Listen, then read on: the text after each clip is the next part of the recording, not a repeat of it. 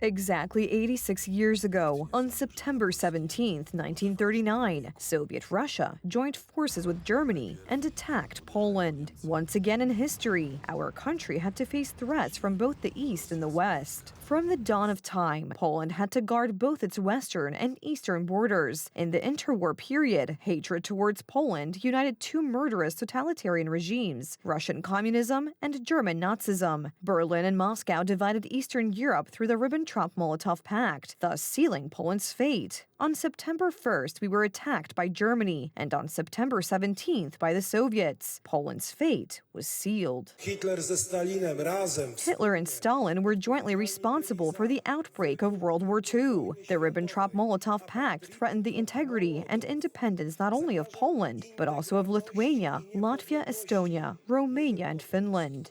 The Polish state faced a great challenge. The command issued an order not to fight the Soviets, but to focus on the Germans. As a result, thousands of people ended up in Moscow captivity, which often ended in a terrible death and the abandonment of their bodies in a mass unmarked grave. A lot of people, the best people, and the best equipment were sent west, but in many places, resistance was put up. The sailors of the flotilla found themselves in an exceptionally tragic situation.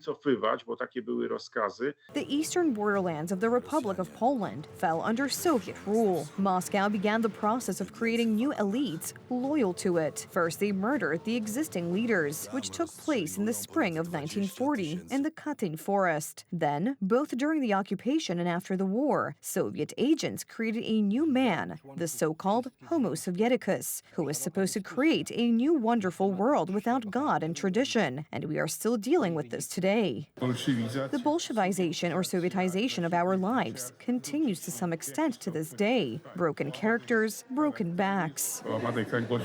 Moscow propaganda says that in September 1939, the Red Army liberated Ukrainians and Belarusians, and this lie is still being spread today. When the war ended, the recent allies were on two different sides. The Germans were deservedly convicted in Nuremberg, while the Soviets appeared as victims. In the eyes of the Western world, Moscow was the good guy during the war.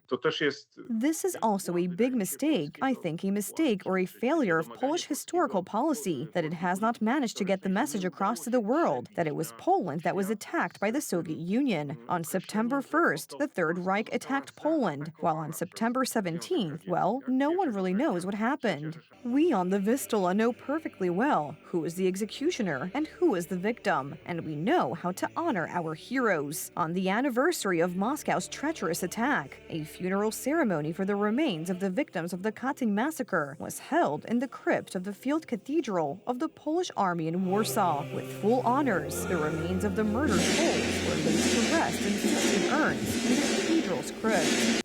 For 45 years, Soviet propaganda was poured into us. They wanted to take our bodies and souls. But today, we are here. We are here today. We remember, and we will never give up our freedom and independence. But we must also do everything we can to ensure that Katyn never happens again. Down with communism. Long live a free and independent Poland. Years go by, and Russia, whether Tsarist, Bolshevik, or Putinist, continues to be a threat to Poland and all of Europe. A hybrid war is being waged against us, as exemplified by last week's drone attack. The Russian embassy is located in the center of Warsaw, in a prestigious location, close to important state buildings. Law and Justice believes that this must be changed as soon as possible, and therefore, on the symbolic day of September 17th, it is calling for the Moscow embassy to be moved. The fact that during the Stalinist period, when Poland was essentially a Soviet colony, the embassy was located there.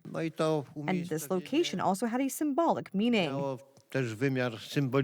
We are still dealing with the tragic consequences of the German and Russian invasions. None of our occupiers have ever paid us war reparations. The truth about the tragic fate of our homeland during World War II is being distorted today. We must fight for historical truth, because it is in the interest of our eternal enemies to create global amnesia, because then they will be able to rewrite history.